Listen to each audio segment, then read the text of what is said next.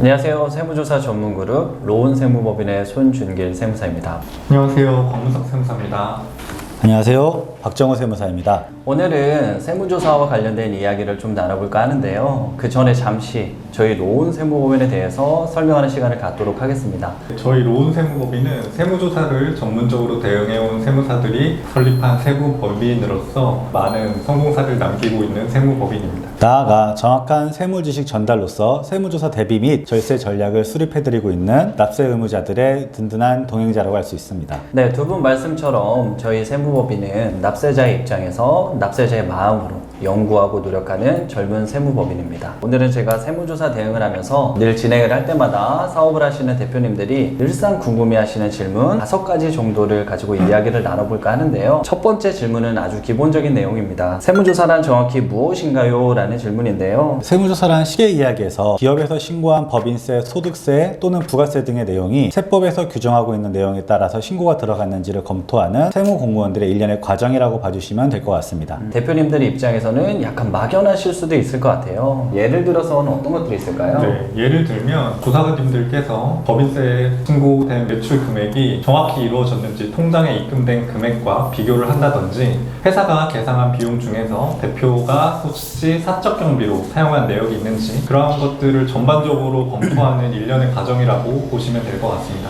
즉, 세무조사란 권한 있는 조사 공무원이 실제와 신고된 장부 사이의 차이를 검증하는 일련의 과정이라고 생각하시면 될 것 같습니다. 다음 두 번째 질문으로 넘어가 보겠습니다. 세무조사 대응 업무를 하다 보면 대표님들이 처음 미팅 때마다 늘상 하는 질문이십니다. 도대체 내가 왜 세무조사 대상자에 선정이 됐는지 모르겠다라는 질문인데요. 그래서 두 번째 질문을 드리겠습니다. 어떤 경우에 세무조사 대상자로 선정이 될까요? 네, 세무조사 대상이 선정되는 이유에는 여러 가지가 있겠지만 가장 큰 이유 2가지를 말씀을 드리면은 첫 번째로는 국세청 전산 시스템 분석 결과 신고 내용이 불성실하다고 판단되는 경우 또는 탈세 공익 제보에 의해서 세무조사가 나오는 경우가 많이 있습니다. 어떤 전산 시스템의 분석에 의해서 성실도를 파악해서 조사 대상자에 선정이 된다. 이게 쉽게 이해는 안 가거든요. 쉽게 설명을 해주시면 어떤 것들이 있을까요? 불성실하다고 판단할 수 있는 이유들은 여러 가지가 있겠지만 대표적인 걸 말씀을 드리게 되면은 공정업계 평균 대비해서 이익률, 소득률 또는 부가율 등이 너무 낮게 신고되거나 또는 너무 과도하게 신고되는 경우를 불성실하게 신고했다고 판단할 수 있는 여지가 있습니다. 또는 작년 코로나 바이러스 때 마스크 제조 및 유통업체의 세무조사가 나온 것과 같이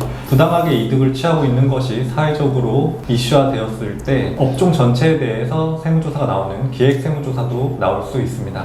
그럼 여기서 또 많이들 물어보시는 질문을 드릴 하는데요. 세무조사들은 뉴스에서 이제 많이 접하게 되는데 보통 이제 삼성전자라든가 대한항공이라든가 이런 대기업들이 많다라는 거죠. 그럼 이런 대기업들만 받게 되는 건가요? 꼭 대기업만 받는다고 볼 수는 없습니다. 예를 들어서 본인께서 법인을 운영하신다고 하면은 법인세 세무조사 또는 개인 사업장을 운영하신다면은 소득세 세무조사, 자녀에게 증여를 했다고 하면은 증여세 세무조사가 나올 수 있는데 이렇게 신고를 했는지 안 했는지 여부와는 상관없이 본인이 납세 의무가 성립을 했다고 하면은 기업이든 법인이든 또는 개인이든 모두가 세무조사 대상자에 선정이 될 수 있습니다. 결국 누구나 세무조사 대상자에 선정이 될 수 있다라고 생각을 하시면 될 것 같습니다. 그럼 다음 세 번째 질문인데요. 영화나 드라마에서 보면 조사관들이 갑자기 회사로 들이닥쳐서 뭐 장부도 예치해가고 전산 파일도 예치해가고 그런 경우가 있는데 흔한 일인가요?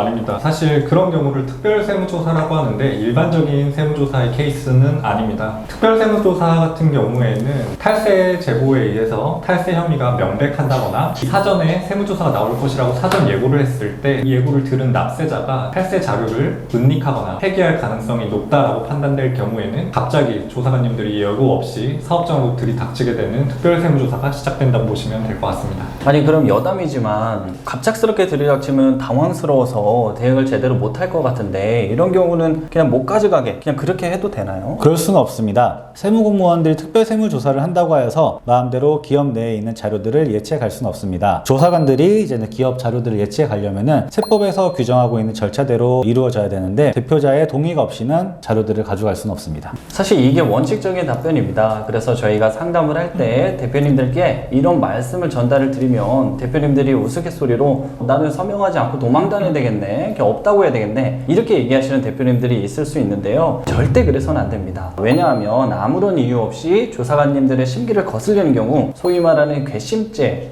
해당될 수 있기 때문인데요. 결국 세무조사라는 게 조사관님들이 진행을 하시는 거죠. 결국엔 그분들도 사람이기 때문에 그분들의 심리를 거슬러서 좋을 게 하나도 없거든요. 따라서 세무조사 대응을 할 때 조사관님들과 소통도 원활하게 잘 이루어져야지만 적절한 세무조사 대응이 될 수 있습니다. 네, 그럼 이런 특별 세무조사가 아닌 일반적인 세무조사는 어떤 식으로 진행이 될까요? 일반 세무조사 또는 정기 세무조사라고 하는데, 이런 정기 세무조사는 정기 세무조사가 있기 2주 전에 납세자에게 우편으로 송달을 해서 세무조사 사전 통지서를 보내게 됩니다. 받고 나면은 본인이 2주 뒤에 세무조사가 있을 것을 미리 알 수 있습니다. 그럼 세무조사의 경우는 보통 며칠간 받게 되는 거죠? 네, 일반적으로 정기 세무조사의 경우에는 4주에서 한 6주 정도, 그리고 특별 네. 세무조사의 경우에는 길게는 한 8주 정도까지 세무조사가 진행된다고 보시면 될 것 같습니다. 그럼 네 번째 질문입니다. 제가 실제 사전조사 통지서를 가지고 나왔는데요. 이제부터는 화면 우측 상단 보시면서 같이 소통을 하시면 될 것 같습니다. 세무조사 사전 통지서를 받으면 어떻게 대응해야 하나요? 라는 질문을 해주셨는데요. 어떻게 대응해야 되나요?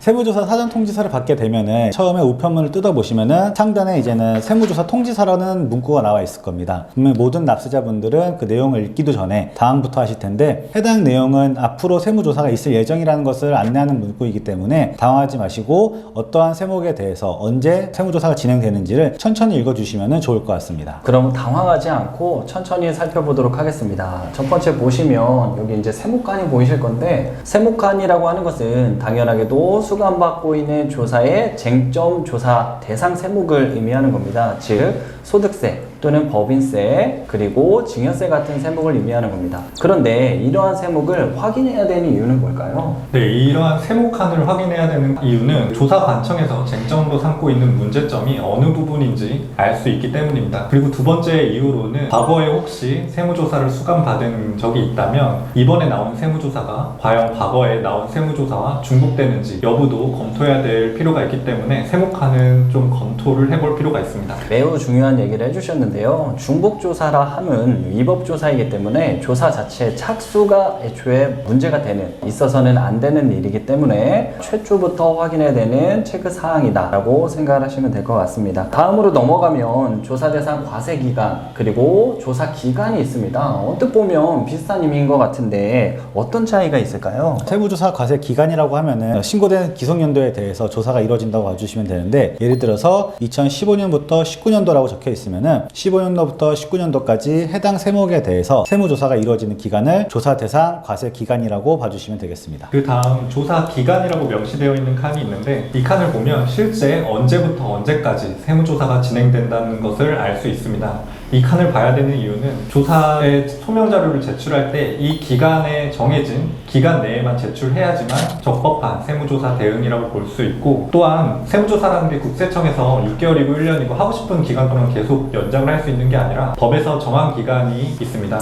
이를 통해서 납세자를 보호하고 있기 때문에 조사 기간이 이렇게 세무조사 예고 통지서에 명시되어 있다고 보시면 될 것 같습니다. 두 분 세무사님이 세무조사 통지서에 나와 있는 항목들을 잘 설명을 해주셨는데요. 혹시 위에 말씀해주신 내용 외에도 추가적으로 말씀해주실 내용이 있을까요? 앞서 말씀드렸던 내용들도 다 중요한 내용이지만 한 번 더 체크해 봐야 될 부분이 있는데, 해당 세무조사가 어디서 나왔는지를 한번 체크해 주시는 것도 좋은 상황이 될 것 같습니다. 예를 들어서 강남세무서에서 같이 일선세무서에서 나온 건지 서울지방국세청처럼 지방청에서 나왔는지를 체크해 두셔야 되는데, 이러한 이유는 지방청에서 나왔다는 것은 그만큼 예상추징세액을 많이 잡고 나왔다고 볼 수 있기 때문에 조금 더 세밀하고 면밀한 세무조사 대응이 필요하기 때문입니다. 네, 잘 알겠습니다. 그럼 마지막 다섯 번째 질문입니다. 사업을 하시는 대표님들한테는 가장 무서운 게 세무조사다 라는 말이 있죠. 이러한 말이 나온 이유가 있을 것 같은데, 세무조사 대응이 제대로 이루어지지 않는다면 세금은 당연히 나오는 거고, 그 밖에 더 세무적 리스크가 어떤 것들이 있을까요? 세무조사 대응이 적절하게 이루어지지 않았을 경우에는 큰 추징세액이 발생하는 건 물론이고, 추징세액이 발생한 금액이 조세범 처벌법에서 정하고 있는 금액보다 이상일 경우에는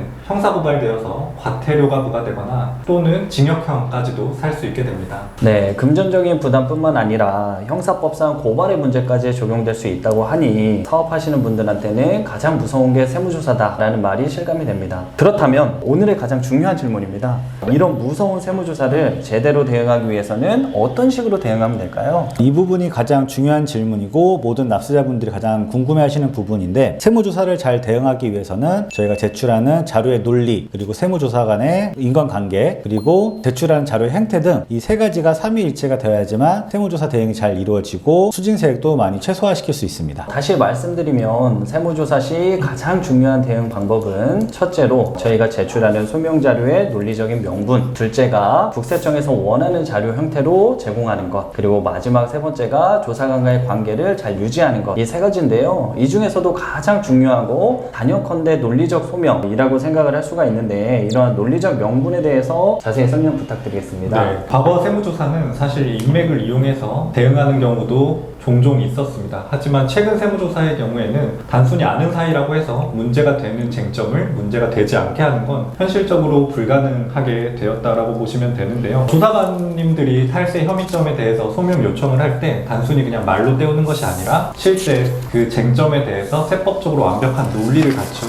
명분 자료가 제출되어야지만 적절한 세무조사 대응이 됐다라고 볼 수 있을 것 같습니다. 네, 맞습니다. 조사 상담을 진행하다 보면 늘상 대표님들이 저희한테 이게 좀 인맥을 써서 안 되겠니? 또는 내가 누구누구 사장하고 좀 아는 사이인데 이거를 좀 방법을 쓸 수 없나요? 라고 질문을 많이 주시는데요. 절대 이런 부분은 통하지 않는다 라고 생각을 하시면 됩니다. 그래서 더욱더 그런 논리적 명분이 중요하게 됐다라고 생각하시면 되는데요. 그렇다면 왜 예전처럼 인맥을 통한 청탁이 되지 않는 건가요? 네, 그 이유는 세무조사를 진행했던 조사관님들도 세무조사가 끝난 이후에 별도 독립된 부서로부터 감사를 받게 됩니다. 그때 감사를 받으면서 세무조사 혹시 문제가 되는 쟁점에 대해서 문제가 그냥 안 됐다라고 처리를 할 경우 그러한 것들이 잘못 감사 때 지적이 되면 해당 세무공무원에게 국가평가 때 잘못된 점수가 나올 수 있기 때문에 단순히 자료 제출 없이 논리적 명분 없이 세무조사가 종결되는 것은 불가능하고, 또한 요즘 부정청탁과 관련해서 여러 사건들이 이슈가 되기도 했고, 특히나 김영란법의 제정으로 이런 부정청탁이 더욱 어렵게 된 것이라고 보면 될 것 같습니다. 말씀하신 것처럼 우리 사회가 점점 더 공정하고 청렴한 사회가 되고 있는 것이니까 참 좋은 현상이라고 생각이 듭니다. 다시 돌아와서 얘기를 나눠보면 자료도 제출을 해야 되고 조사관과의 관계도 유지를 해야 되고, 이런 것들 모두를 당사자 본인,